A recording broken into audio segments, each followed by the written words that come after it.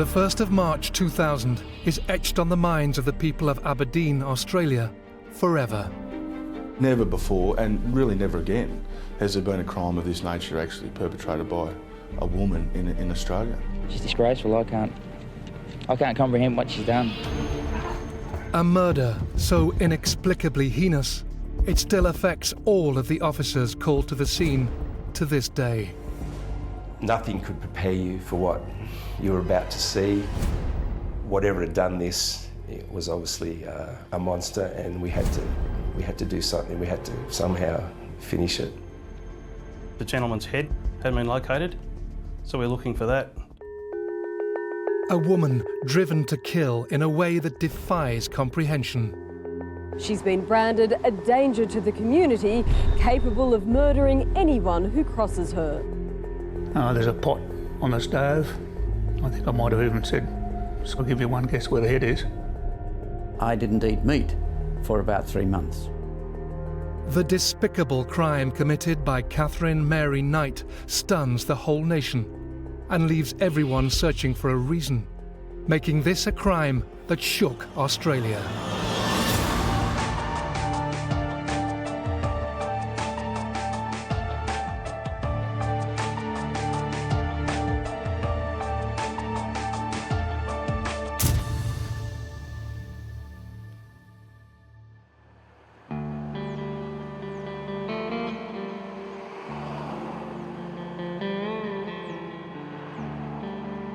Aberdeen, in New South Wales, is a small town in the Upper Hunter region, around 3 hours' drive north of Sydney. Once known for its mining community and abattoirs, it now holds public fascination for a very different reason. Aberdeen's the type of country town which has probably had its best years. The best years are probably behind it now. It was quite an industrial town. Aberdeen is the perfect backdrop for a crime like this, I guess. You know, it's got the cliches. It's got the abattoir that's closed down and the grass is growing there, and it's got the coal train that runs through town occasionally, and the silo, and it's got the two pubs, the top pub and the bottom pub. There are a lot of low socioeconomic issues that surround towns such as Aberdeen. Whatever the makeup of the once thriving town, it could never have prepared for the horror that is to unfold in March 2000.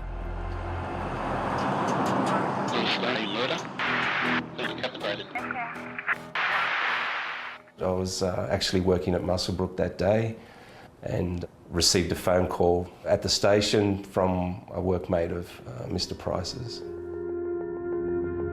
We got the call from his boss to say that he hadn't come in and somebody had been out there and the ute was still in the driveway.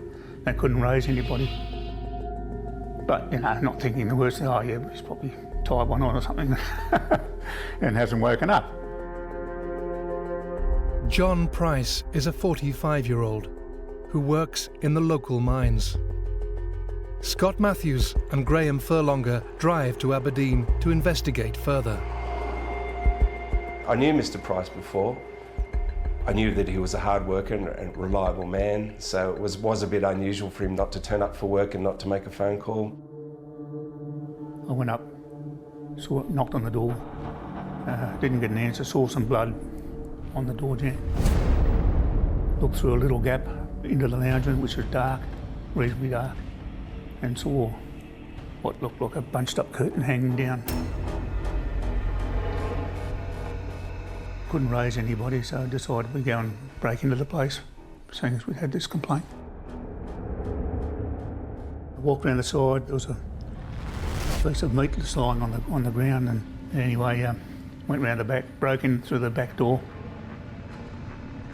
As we went in, I saw straight ahead of me what I thought was a curtain.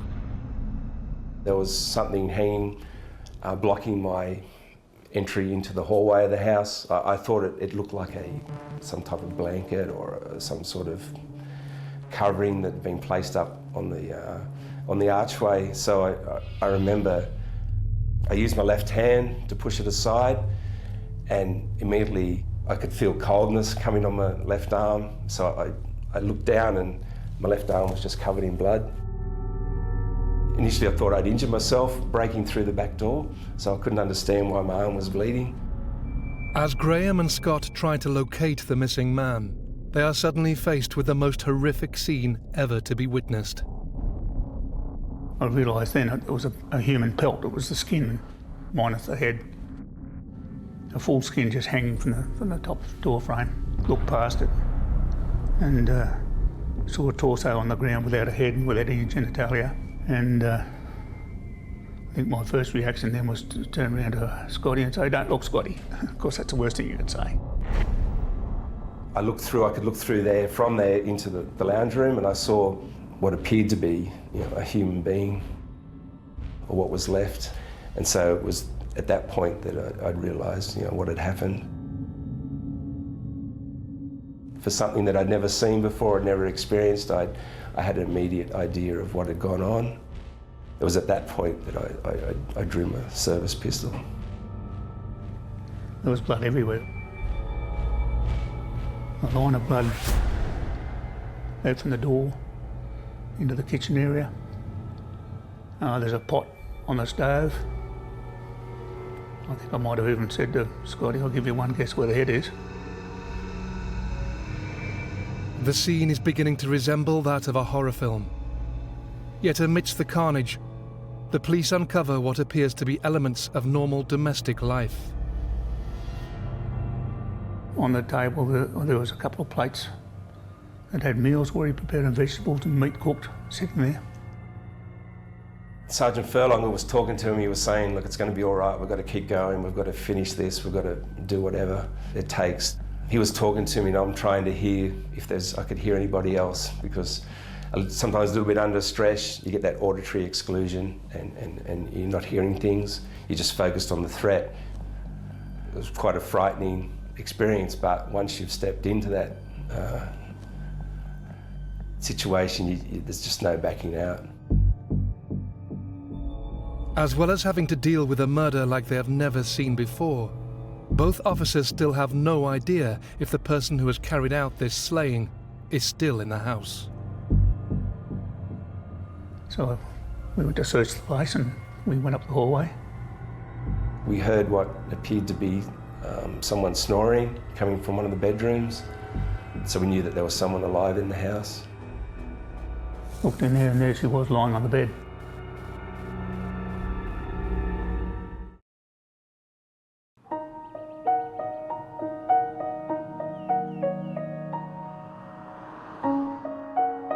In the sleepy town of Aberdeen in New South Wales, police officers have just uncovered a crime scene like no other. Having been called to check on a man who had failed to arrive for work, they enter his house to be confronted with a gruesome scene. Parts of his lifeless body lie in various rooms, whilst a woman appears to be sleeping in the bedroom. I tried to wake her. She was obviously drugged on something and couldn't wake her properly. She was very groggy. She wasn't responding, so we carried her outside and put her onto the back lawn. I wasn't sure whether she'd tried to kill herself with sleeping pills or whatever, but she certainly wasn't injured in any other way. The woman who is unresponsive is 49-year-old Katherine Mary Knight, known locally to be the partner of John Price. Having taken what appears to be a concoction of pills, the police rush to call an ambulance.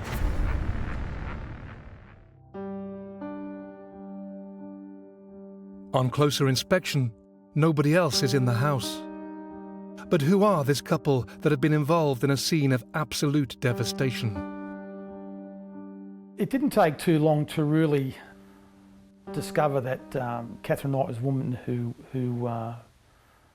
was quite a strong personality, was quite strong physically, who was well known around the town, as a family were, and also to build a profile on the victim, John Price, as well, what sort of person he was.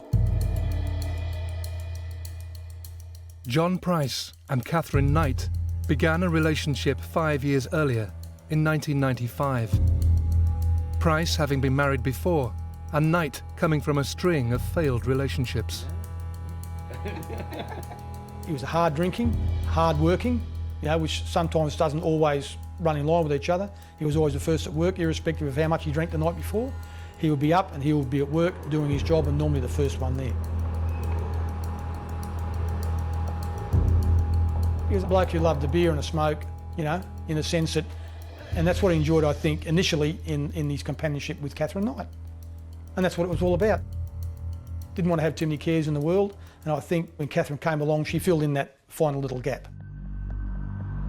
Their relationship was quickly established and frequently involved having a good time and socialising. Their circle of friends were all of the same ilk.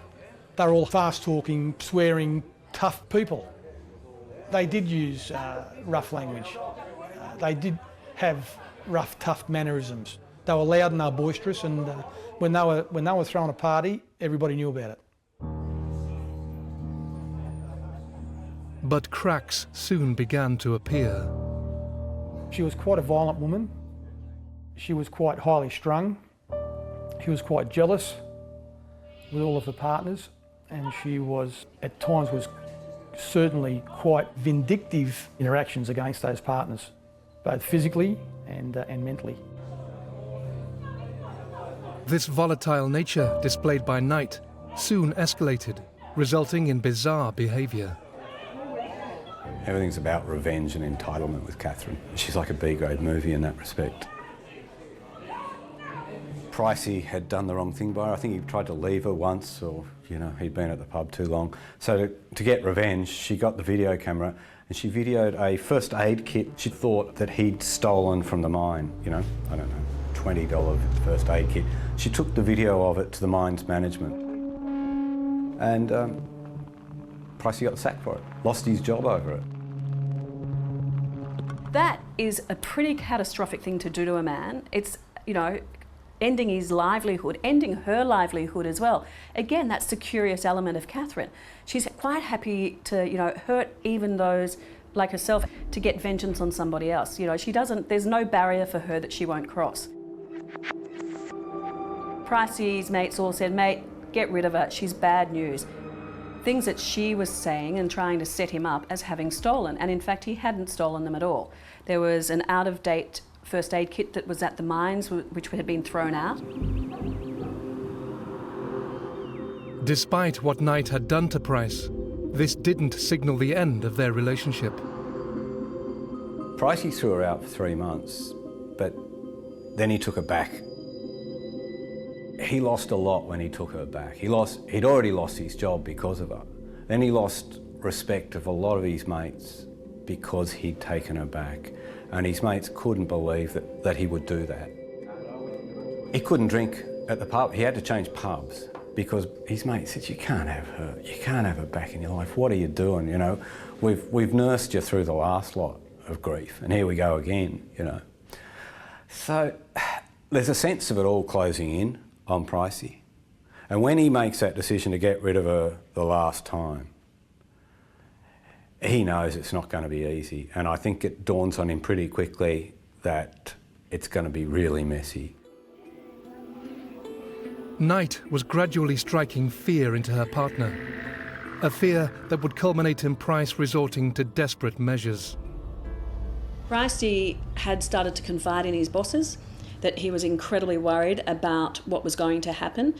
He told every time she thumped him or yelled at him or, you know, did something else, he rang a mate and said, this is what's happened. And he said, if something happens, I want you to be, you know, to bear witness to what's been going on with me for the last couple of years with this witch of a woman.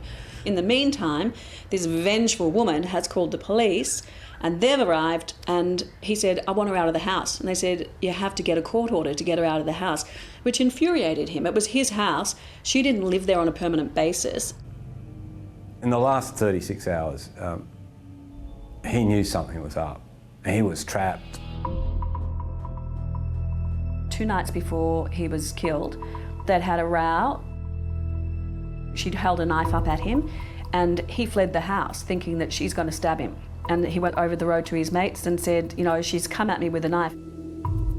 The next day, the police rocked back up to Pricey's with an AVO that they, by law, had to take out on her behalf because she had called the police and she had accused him of being violent toward her. Despite the restraining orders and involvement from the local police, Price chose to maintain contact with Knight. With the intimidation and violence escalating, it appears the local miner had a real sense of dread that his partner was capable of anything. Monday, he goes into work and his boss can tell that this is a man who is clearly rattled. They hadn't seen him this rattled in all the time that they've been working with him. And they said, "Mate, what's up?" And he sat down and he told them what she had done, and he said to them, "I reckon she's going to do me in." The next day he went to court. This is the day that he was killed. He went to court and he sat down with the chamber magistrate and said, "This is what's happened."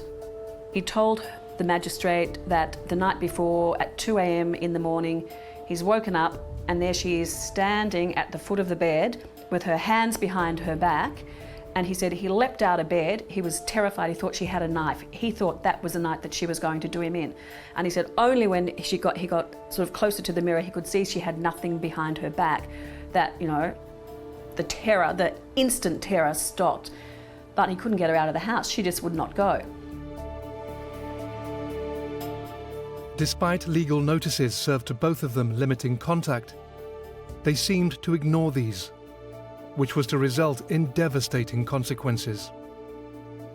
The day before his brutal murder, a final comment made by Price would send chills down the spines of everyone that knew him.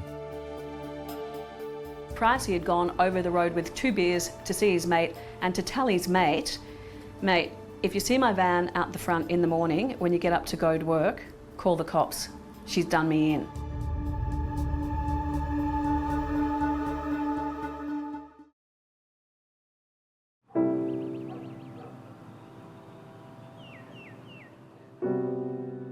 As friends and relatives of John Price are trying to come to terms with his violent murder, the police need to establish how he met his death and who the culprit is.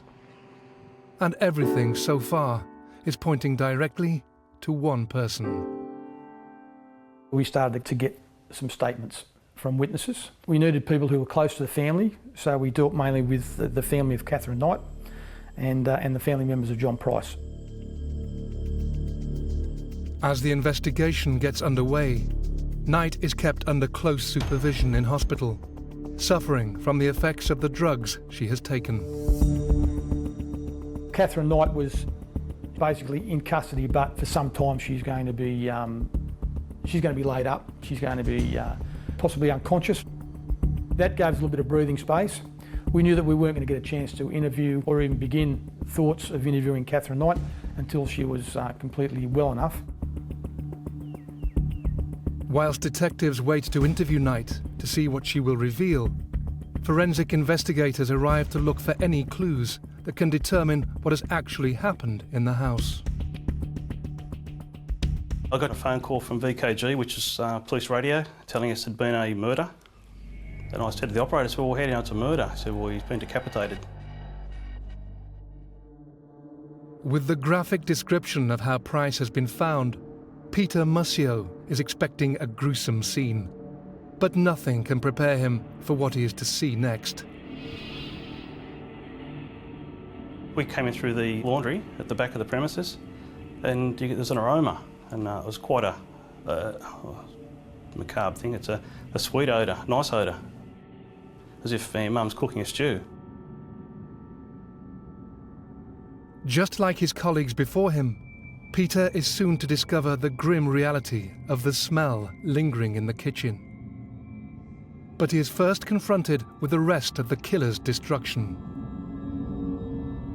Walk inside, and one of the first things you see is Mr. Price's skin or pelt hanging from the door, from a meat hook. I searched through the pelt for Mr. Price's genitals. Further into the kitchen, you could see blood staining on certain items. Into the lounge room, there was a body. Further down the hallway, there was blood staining down towards the bedrooms. You could see where I think Mr. Price has gone for the light switch. There's blood staining on the light switch, and also blood that he coughed or something onto the wall. You could see this expiration mark on it. Analysing the scene, Peter tries to retrace Price's steps. The victim has firstly been attacked whilst lying in bed, then has tried to run for his life. But as you go out towards the lounge room, this blood stain's getting heavier and heavier. Big swipes on the wall where he's blood-soaked himself and sliding against the wall. It's also getting lower, as if he's sort of... And it comes to culmination at the foyer where he's just succumbed to his injuries. He actually opened the front door and there's blood spatter on the screen door, so he's nearly made it out. Not that it would have helped him, he would have died certainly, but you just see the enormity of where it starts in the bedroom and just progressively worse and worse till you get to that point where he's died. The blood pool, it was the width of the hallway, which is probably 1.2 metres wide. John Price has been stabbed 37 times, and the attacker has shown no mercy, continuing with the most barbaric acts. As if the crime scene could not get any worse, Peter has the difficult task of examining the remains of the victim's body. When we examined the body, you could see the body has been there in its entirety. There was a big stain on the floor where the head would have been. It's been skinned first. You can see where she'd placed the skin on the carpet to set it there, and it's quite a substantial staining. There's also an outline of the head, so she's then taken the head off there. You can see where she's walked in carrying it to the kitchen. There's a drip, drip, drip, drip, drip of blood all the way leading to the cooktop. But until we actually lifted the lid off, it wasn't confirmed. The killer, having already decapitated and dismembered this man, hasn't stopped there, as the police are drawn to something else in the kitchen. They go in and there's a meal on the table, for God's sake. There's vegetables, there's gravy, there's his meat, which he's cooked in the oven. If you saw it in a horror movie, you'd almost laugh because it's just so over the top. These are the things those coppers saw that day, and these are things that never leave them. To me, they were a statement. She had cut, I think it's the glutamus maximus, the doc called it, off his backside. And it's a big muscle, and she's cut that into 5 different steaks, and she's cooked them, baked them in the oven. 2 of them were on one plate, 2 on another plate, and the 5th one was out for the dog, I believe. But it wasn't touched. But the meals were there like a trophy. They had the names of each person who was supposed to get them. The names displayed with the meals are 2 of John Price's relatives, prepared and arranged, ready for them to come in and discover, but neither meal has been touched. Despite the confronting crime scene, Peter and his colleagues still have to gather what evidence they can. In the kitchen there was items that had been used. There was a jug with blood-stained handprint on it. So you collect that gets processed further back at the lab. A lot of the items were taken back, like the knives. There's a honing steel. There's also a sharpening stone. Like we had to get DNA material from all of those. There's a piece of cooked meat out on the backyard, so we collected that. As the harrowing nature of what has happened begins to sink in, Bob Wells gets the chance to interview their prime suspect. I got the opportunity to interview Katherine Knight about 5 days after the incident.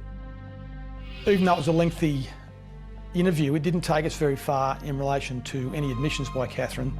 Can't remember anything. Do you recall yourself going to bed? Faintly. It was always maintained by Katherine during an interview that she couldn't remember anything. Knight isn't giving anything away about what has happened. But in a lengthy interview, remarkably, she does accept that she has killed John Price. Katherine presented me during that interview with this scenario that I needed to go and explore. That perhaps that she believes, or was claiming, that she committed this act because of the severe ongoing domestic violence she had incurred during her life and more recently with John Price and other partners. She has a rat cunning that she won't then go on and say, yes, this is why I did it. So she's never given the family piece, you know, about why she did it. She's never been honest about it. You know, she blamed him by saying that he had been violent towards her. As Bob Wells explores Knight's suggestions that she was in fact the victim of domestic abuse, more unbelievable details are revealed about the night before the murder, with Katherine taking others out for a meal. Back at the daughter's house, she set up a video camera. She loved that video camera. And she started recording things. There's always a sense of entitlement with Katherine. There's a sense that I own this, I'm owed this, you know, this is mine. Almost like a will, that this is yours, don't let anyone take it from you. It was quite bizarre. It was like a sort of she was leaving little bits and pieces of property, and it was sort of like a last will and testament of what Katherine was going to, wanted to portray. She had been planning this for days. She watches a video, drives to Pricey's home, wakes him up, watches a bit of Star Trek, has sex. She remembers him going for a pee, and then he lays back in bed, and then she strikes. The slinky black negligee was later found to have sperm on it. It was found in the bathroom where we believe she showered. I believe we had samples taken from under a fingernail. During the whole gruesome process, police believe Knight has washed, changed her clothing, and stolen her partner's wallet, before leaving the house to do other things. We know that she'd left that crime scene at least once, and that was to take her car back to her home in McQueen Street and park it well up into the backyard, which is another indicator that, to us, that it was her possession, it was going to remain her possession. There was also the fact that Price's bank account had some money taken out at, I think, about 12:15 a.m. in two $500 lots, which we believe Katherine did at an ATM in Muswellbrook. The money was never found. Where did it go? Did she take it somewhere and give it to somebody? Did she bury it somewhere? The disappearance of large sums of money is just one mystery baffling the detectives. And now, days after the carnage, Bob Wells finally has the opportunity to ask pressing questions to their only suspect. But despite admitting to killing her partner, Knight presents an alibi that makes her the victim, not John Price. Could it be the case that John Price was a victim of his own severe domestic and violence towards Katherine Knight, and she snapped and couldn't take it anymore? Which gave me the opportunity then to say that I then built the profile around Katherine Knight from the information she provided me during that interview. Interviewing the other partners, it became quite apparent that Katherine Knight, rather than being the victim of domestic violence, was more and more was the perpetrator of domestic violence in their relationships. Katherine Knight had previous relationships with 3 other key men, marrying her first husband in 1974, meeting her second partner in 1986, and her third 4 years later in 1990. But would each partner reveal a similar pattern of behaviour experienced by Price?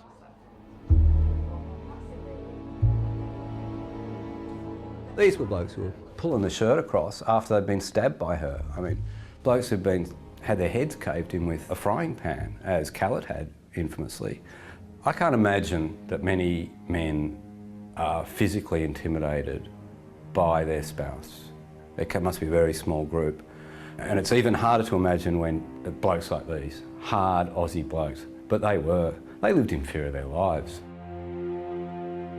They had simple needs, beer at the end of, a hard-working day, a woman who was there for them at home, and, somewhere nice to stay. So it was really quite extraordinary. She wasn't a great intellectual. She wasn't the sharpest pencil in the box by any standard.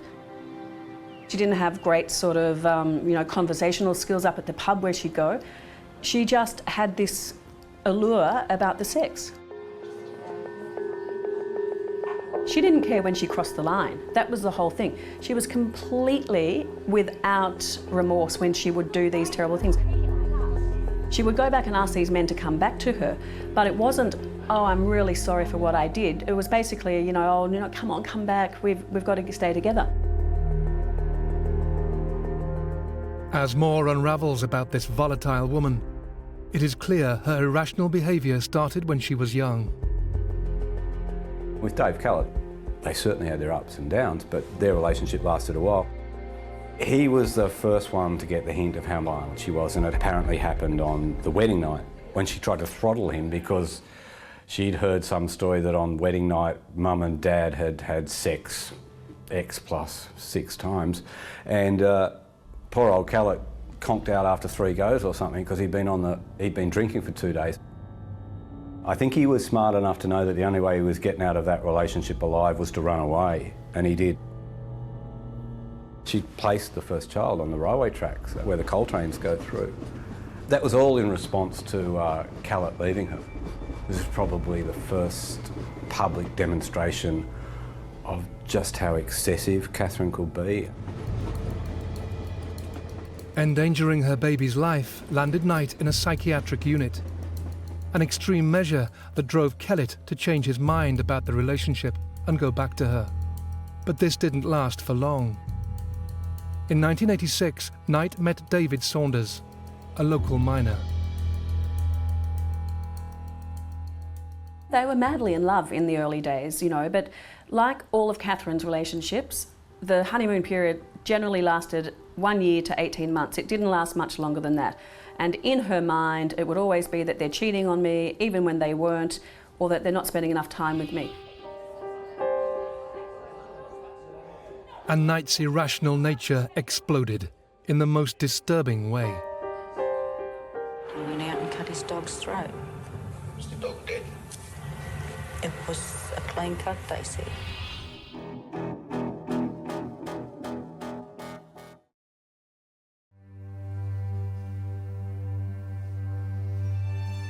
Katherine Mary Knight from Aberdeen in New South Wales has just admitted to murdering her partner, John Price.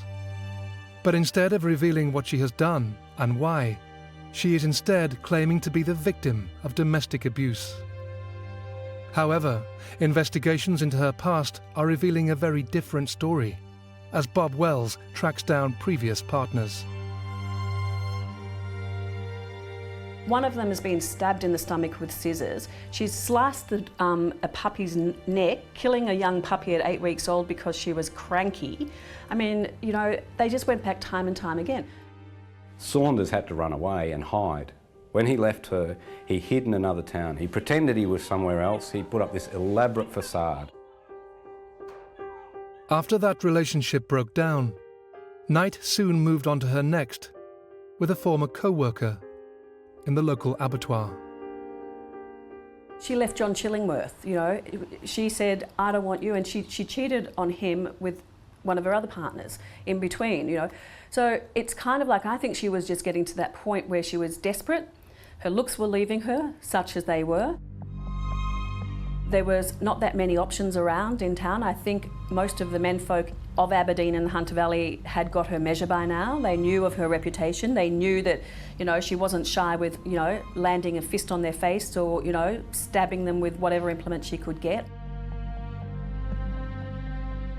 This window into her checkered past is now revealing a woman who has resorted to extreme violence throughout her life, often with no remorse or consequences. Separate to her volatile relationships, an insight into her personal and professional life may also shed light onto her unusual character.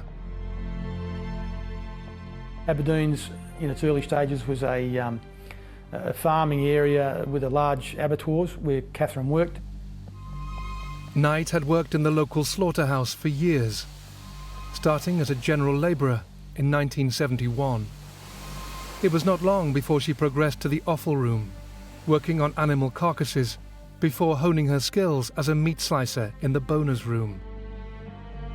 This was her trade for over a decade. But could her diligence at work have masked or encouraged something more sinister?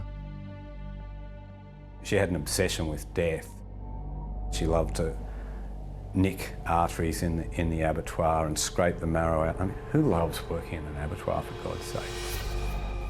She had this fascination with knives, and it was quite apparent that she could handle a knife. This morbid fixation with the macabre side of life is also evident when officers search Knight's own home, just down the road from Price's in Aberdeen. It was quite a bizarre premises, and we found that Katherine had a severe fascination with violent and bizarre movies, which she retained on VHS. The house that she owned is just full of macabre stuffed animals. It was quite a dark, gloomy house. It didn't give you a feeling that it was ever vibrant, open and light. And extensive police inquiries with family members reveal some shocking warning signs from Knight. Could the writing have been on the wall for some time?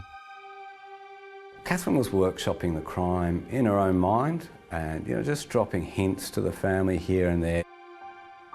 There was information from her brother that she did say those particular words, that she would kill Pricey, and she'd get away with it because they'd think she was mad.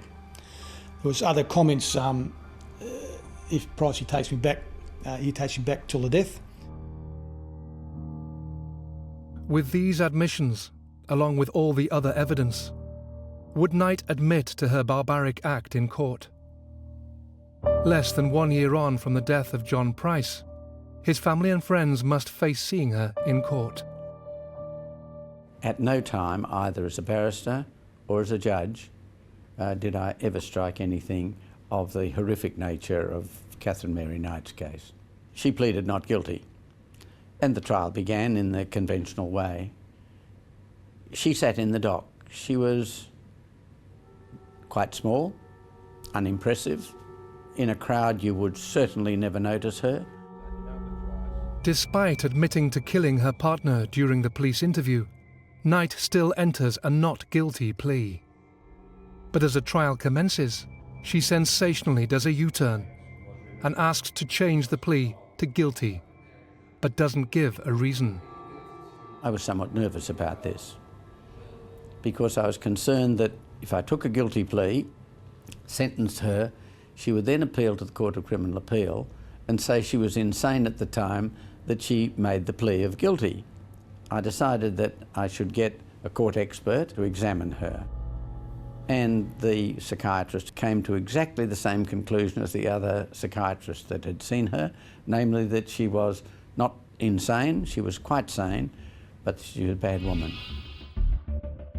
Remarkably, despite the severity of Price's injuries, Knight has carried out this sustained and calculated attack with a sane mind.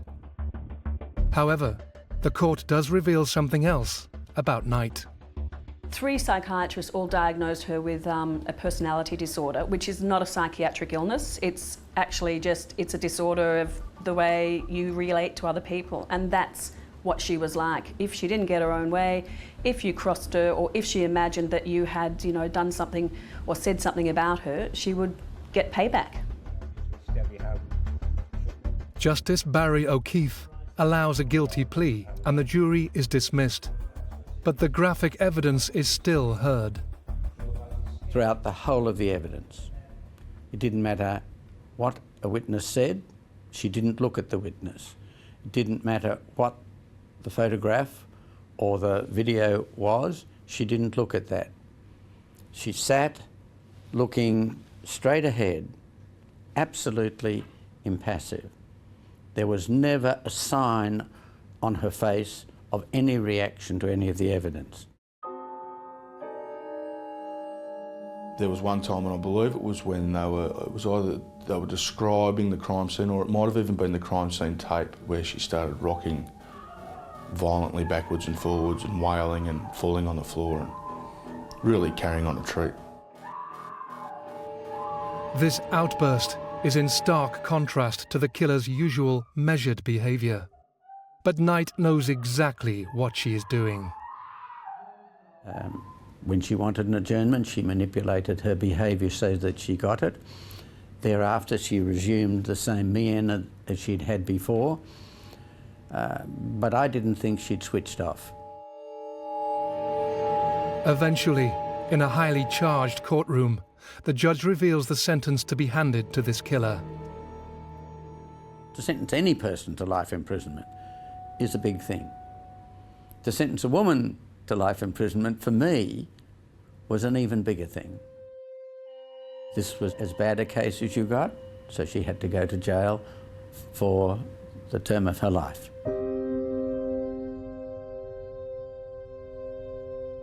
Katherine Mary Knight is the first female in Australia to be sentenced to life in prison with no chance of parole. Today she became the first woman to be jailed for life under truth in sentencing laws, ensuring she'll die behind bars. She's been branded a danger to the community, capable of murdering anyone who crosses her.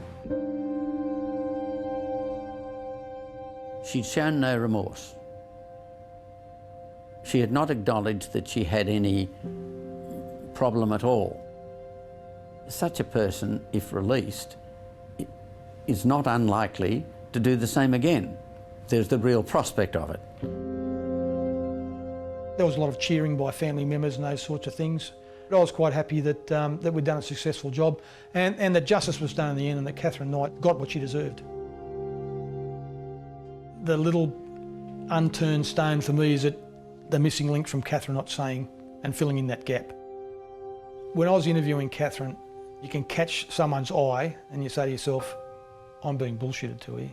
It's a combination of catching their eye, catching the expression on their face, that you know that this person is feeding you only what she wants to feed you. And that's why I still believe that Katherine would now be able to provide information as to what took place and why it took place.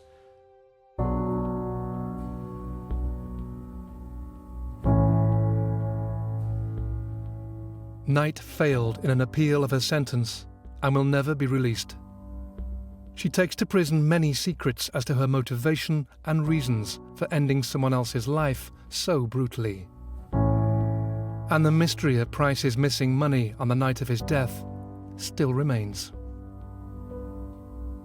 Katherine Knight doesn't make mistakes. She doesn't do things by accident. She has a well thought out plan and she executes it the way she wants to. I can tell you that I found this a very stressful matter. In fact, after it was over, I didn't eat meat for about 3 months. The thought of meat reminded me of the events in this house. She's not just a woman who's capable of violence or a woman who's capable of murder. She's a woman who revelled in this macabre, sinister, disgusting behaviour that is off the scale, that we cannot permit in a civilised society.